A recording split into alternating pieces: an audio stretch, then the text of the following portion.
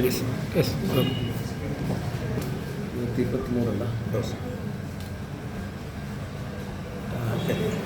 21ನೇ ತಾರೀಕಿಗೆ ಇದು ಪುತ್ತೂರಿನಲ್ಲಿರುವ ಹೆಬ್ಬೇನಲ್ಲಿ ಒಂದು ಗಲಾಟೆ ಆಗಿದೆ. ಗಲಾಟೆಗೆ ವಿಷಯ ಏನಂದರೆ, ಒಂದು ತಾಂತ್ರಿಕ ಸಮಸ್ಯೆಯಿಂದ ಒಂದು ಲ್ಯಾಮಿನೇಷನ್ ಮಿಷನ್ನಲ್ಲಿ ಒಂದು ಒರಿಜಿನಲ್ ಡಾಕ್ಯುಮೆಂಟ್ ಸುಟ್ಟೋಗಿದೆ. ಇದು ವಿಷಯ ಇದೆ.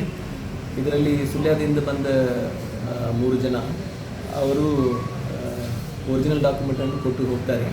ನಂತರ ಲ್ಯಾಮಿನೇಷನ್ ಮಿಷನ್ನಲ್ಲಿ ಸುಟ್ಟೋಗಿದ್ದರಿಂದ ಅವರು ಬಂದು ನಮಗೆ ಕಾಂಪನ್ಸೇಷನ್ ಬೇಕು ಎಂದು ಕೇಳ್ತಾರೆ. ಆ ಟೈಮ್ನಲ್ಲಿ ಅವರು ಇಬ್ಬರಿಗೂ ಮಧ್ಯದಲ್ಲಿ ಮಾತುಕತೆ ಆಗ್ತಾಯಿದೆ. ಅವರು ಒರಿಜಿನಲ್ ಡಾಕ್ಯುಮೆಂಟ್ ಕೊಟ್ಟ ಗ್ರಾಹಕರು ಜೋರಾಗಿ ಮಾತಾಡ್ತಾ ಇದ್ದಾರೆ. ಅದನ್ನು ವಿಡಿಯೋ ರೆಕಾರ್ಡ್ ಮಾಡೋಕ್ಕೆ ಅವರು ಗ್ರಾಹಕರು ಪ್ರಯತ್ನ ಮಾಡುವಾಗ ಅಂಗಡಿ ಮಾಲೀಕರು ಅವರು ಸ್ವಲ್ಪ ಅವ್ರಿಗೆ ಕೈಯಿಂದ ಅಸಾಲ್ಟ್ ಮಾಡಿದ್ದಾರೆ. ಮತ್ತು ಅಲ್ಲಿ ಅವರು ತಲೆಯನ್ನು ಇಟ್ಟು ಗ್ಲಾಸಿಗೆ ಗುದ್ದಿದ್ದಾರೆ ಎಂದು ದೂರು ಕೊಟ್ಟಿದ್ದಾರೆ. ಅದೇ ರೀತಿಯಲ್ಲಿ ಇನ್ನೊಂದು ಪ್ರಕರಣ, ಅವರು ಅಂಗಡಿ ಓನರ್ ಅವರು ಕಂಪ್ಲೇಂಟನ್ನು ಕೊಟ್ಟಿದ್ದಾರೆ. ಅಕ್ಷತಾ ರಾಯ್ ಎಂದು ಅವರು ದೂರನ್ನು ಕೊಟ್ಟಿದ್ದಾರೆ, ನಮಗೆ ಹಲ್ಲೆ ಮಾಡಿದ್ದಾರೆ ಎಂದು. ಇನ್ನೊಂದು ಪ್ರಕರಣ, ಆರೋಪಿಯನ್ನು ಪೊಲೀಸವರು ಕರ್ಕೊಂಡು ಬಂದು ಗಾಡಿನಲ್ಲಿ ಹತ್ತಿಸಿದ್ದಾಗ ಅವಾಗ ಒಂದು ಪಾರ್ಷಿಯಲ್ ವಿಡಿಯೋ ಸಿಕ್ಕಿದೆ. ಅದರಲ್ಲಿ ನೌಶಾದ್ ಎಂದು ಒಂದು ವ್ಯಕ್ತಿ ಗಾಡಿಯೊಳಗೆ ಹೋಗಿದ್ದಂಗೆ ಇದೆ. ಸೊ ಅದರಲ್ಲಿ ಈಗ ಒಂದು 2 ವರ್ಷನ್ ಬಂದಿದೆ. ಸೊ ಅದನ್ನು ವೆರಿಫೈ ಮಾಡ್ತಾ ಇದ್ದೀವಿ ನಾವು. ಮತ್ತು ಈ ನಿಟ್ಟಿನಲ್ಲಿ 3 ಪ್ರಕರಣಗಳು ದಾಖಲಾಗಿರೋದು ಕಂಡು ಬಂದಿದೆ. ಅದರಲ್ಲಿ ಕೆಲವೊಬ್ಬರು ಈಗ ಅದನ್ನು ಕಮ್ಯುನಲ್ ಕಲರ್ ಕೊಡಲಿಕ್ಕೆ ಪ್ರಯತ್ನ ಮಾಡಿರೋದು ಕಂಡು ಬಂದಿದೆ.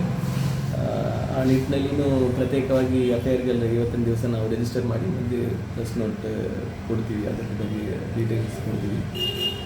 ಈಗಾಗಲೇ ಸುದರ್ಶನ್ ಪೈ ಅವರನ್ನು ಅರೆಸ್ಟ್ ಮಾಡಿ ಅವರು ಜುಡಿಷಿಯಲ್ ಕಸ್ಟಡಿನಲ್ಲಿದ್ದಾರೆ. ಸುದರ್ಶನ್ ಪೈ ಅವ್ರ ಮೇಲೆ ಈ ಹಿಂದೆ ಒಂದು ರಾಮನಗರ ಜಿಲ್ಲೆಯಲ್ಲಿ 2021ರಲ್ಲಿ ಒಂದು ಕೊಲೆ ಪ್ರಕರಣ ಅವರು ಸ್ಟಾರ್ಟಿಂಗ್ ಮಾಡಿದ್ದಾರೆ ಎಂದಿದೆ. ಅದೇ ರೀತಿಯಲ್ಲಿ ಮ್ಯಾಂಗ್ಳೂರು ಸಿಟಿನಲ್ಲಿ ಒಂದು NDPS ಕೇಸ್, ಮಾದಕ ದ್ರವ್ಯವನ್ನು ಪೆಡ್ಲಿಂಗ್ ಮಾಡಿದ್ದಾರೆ ಎಂದು ಇನ್ನೊಂದು ಕೇಸ್ ದಾಖಲಾಗಿದೆ. ಅದರದ್ದು ಡೀಟೇಲ್ಸನ್ನು ಕಲೆಕ್ಟ್ ಮಾಡ್ತೀವಿ. ಗಾಡಿಯೊಳಗೆ ಬೆಂಡ್ ಮಾಡಿದ್ದ ನೌಶಾದ್ ಮೇಲೇನು ಒಂದು ರೋಡ್ ರೇಜ್ ಕೇಸ್ ಆಗಿದೆ. ಗಾಡಿಗೆ ಹೋಗುವಾಗ ಇನ್ನೊಂದು ಗಾಡಿಗೆ ತಾಗಿದ್ದ ಹಿನ್ನೆಲೆಯಲ್ಲಿ 2024ನಲ್ಲಿ ಒಂದು ರೋಡ್ ರೇಜ್ ಕೇಸ್ ಆಗಿದೆ. ಅದು ಕಾಂಪ್ರಮೈಸ್ ಅದು ಪೆಂಡಿಂಗ್ ಟ್ರಯಲ್ನಲ್ಲಿದೆ. ಅದೇ ರೀತಿಯಲ್ಲಿ ಈ ಸುದರ್ಶನ್ ಪೈ ತಂದೆ ಅವರು ಸದಾಶಿವ್ ಪೈ ಅವರ ಮೇಲೇನೂ ಒಂದು ರೋಡ್ ರೇಜ್ ಕೇಸ್ 2024ರಲ್ಲಿ ಇದೆ. ಅದು ಕಾಂಪ್ರಮೈಸ್ ಆಗಿದೆ. ಸೊ ಅಲ್ಲಿಗ ಗುಂಪಿನಲ್ಲಿ ನಿಂತಿದ್ದವ್ರ ಮೇಲೇನೂ ಎಲ್ಲರ ಮೇಲೇನೂ ಇಬ್ಬರ ಮೇಲೆ ಇನ್ನೂ 2 ಕೇಸಸ್ ಇದೆ, ಬೇರೆ ಇಬ್ಬರ ಮೇಲೆ. ವಿಡಿಯೋ ಎಲ್ಲ ನಾವು ವೆರಿಫೈ ಮಾಡ್ತಾ ಇದ್ದೀವಿ. ಸೊ ಪ್ರೀವಿಯಸ್ ಕೇಸಸ್ ಇದ್ದರೂ ಸಹ ಅದು ಯಾವ ಕೇಸು, ಯಾವ ಹಿನ್ನೆಲೆ ಮತ್ತು ಈ ಘಟನೆಗೆ ಅವ್ರು ಏನು ಮಾಡಿದ್ದಾರೆ ಅದೆಲ್ಲ ನಾವು ವೆರಿಫೈ ಮಾಡಿ ಆಮೇಲೆ ಕ್ರಮ ತಗೊಳ್ತೀವಿ. ಈಗ ನಾವು ಒಂದು ಕೇಸ್ ಅಂದರೆ ಒಂದು ನಿಲುವನ್ನು ತೊಗೊಂಡಿರ್ತೀವಿ, ಯಾವುದು ಯಾವ ಟೈಪ್ಗೆ, ಈ ಟೈಪ್ ಕೇಸ್ಗೆ ಅದು ಏನು ಮುಂದೆ ಲೀಗಲ್ ಆ್ಯಕ್ಷನ್ ಏನು ಮಾಡೋದು ಎಂದು. ಅದೇ ರೀತಿಯಲ್ಲಿ ನಾವು ಮಾಡ್ತಾ ಬರ್ತೀವಿ. ಸೊ ಅದು ಧರ್ಮದ ಆಧಾರದ ಮೇಲೆ ಅಥವಾ ಸಾರ್ವಜನಿಕ ಒತ್ತಡದ ಮೇಲೆ ಅಥವಾ ಡಿಮ್ಯಾಂಡ್ ಮೇಲೆ ನಾವು ಮಾಡಲಿಕ್ಕೆ ಆಗೋದಿಲ್ಲ. ನಾವು ಎವಿಡೆನ್ಸ್ ಕೊಡಬೇಕು ಕೋರ್ಟಿಗೆ, ಏನೇ ಮಾಡಿದರೆ ಅದನ್ನು ಕಲೆಕ್ಟ್ ಮಾಡಿ ನಾವು ಮುಂದೆ ಎಲ್ಲ ಕೇಸ್ನಲ್ಲಿನೂ ಕಾನೂನು ರೀತಿಯಲ್ಲಿ ಕ್ರಮ ತಗೊಳ್ತೀವಿ. ಎಲ್ಲ ಡೀಟೇಲ್ಸ್ ನಮಗೆ ಸಿಕ್ಕಿದ ಮೇಲೆ ವಿಲ್ ಪುಟ್ ದ ಫ್ಯಾಕ್ಟ್ಸ್. ಅದರಲ್ಲಿ ಮೇಜರ್ ಗಲಾಟೆಗಳಾಗಿದ್ದು ವಿಡಿಯೋಗಳು ಈಗಾಗಲೇ ಸೋಷಿಯಲ್ ಮೀಡಿಯಾದಲ್ಲಿ ಸರ್ಕ್ಯುಲೇಟ್ ಆಗ್ತಾ ಇದೆ. ಸೊ ಸಾರ್ವಜನಿಕರು ಯಾವುದೇ ಇದಕ್ಕೆ ಯಾವ ವಿಚಾರ ಆಯಿತು, ಏನು ಘಟನೆಗೆ ಟರ್ನ್ ಆಗೋಕ್ಕೆ ಪ್ರಯತ್ನ ಮಾಡ್ತಾ ಇದ್ದಾರೆ ಕೆಲವು ಗುಂಪುಗಳು, ಅದರ ಬಗ್ಗೆ ಸಾರ್ವಜನಿಕರು ಯಾವುದು ಗಮನ ಕೊಡಬಾರ್ದು ಎಂದು ವಿನಂತಿಸ್ತೇನೆ. ಈ ನಿಟ್ಟಿನಲ್ಲಿ ಪುತ್ತೂರು ಸಬ್ ಡಿವಿಷನ್ ಆಫೀಸ್ನಲ್ಲಿ ಇವತ್ತು ಸಂಜೆ ಒಂದು 5 ಗಂಟೆಗೆ ಒಂದು ಪೀಸ್ ಕಮಿಟಿ ಮೀಟಿಂಗ್ ಆರ್ಗನೈಸ್ ಮಾಡೋಕ್ಕೆ ಹೇಳಿದ್ವಿ. ಎಲ್ಲರೂ ಬಂದು ಅವ್ರದ್ದು ಏನು ವಿಷಯ ಇದೆಯೋ ಅದನ್ನು ಹೇಳಬಹುದು. ಈಗ 2 ಕಡೆಯಿಂದನೂ, ಒಂದು ಕಡೆಯಿಂದ ನೌಶಾದ್ ಅರೆಸ್ಟ್ ಮಾಡಿ ಮತ್ತು ಇನ್ನೊಂದು ಕಡೆಯಿಂದ ಅವರು ತಾಯಿ ಅಂದರೆ ಅವರೇ ಶುರು ಮಾಡಿದ್ದಾರೆ ಗಲಾಟೆ. ಅವರನ್ನು ಅರೆಸ್ಟ್ ಮಾಡಿ, ತಂದೆಯನ್ನು ಅರೆಸ್ಟ್ ಮಾಡಿ, ನಿಯಾಸನ್ನು ಅರೆಸ್ಟ್ ಮಾಡಿ, ಈ ಥರ ಅವರವ್ರದ್ದು ಡಿಮ್ಯಾಂಡ್ಸ್ ಇದೆ.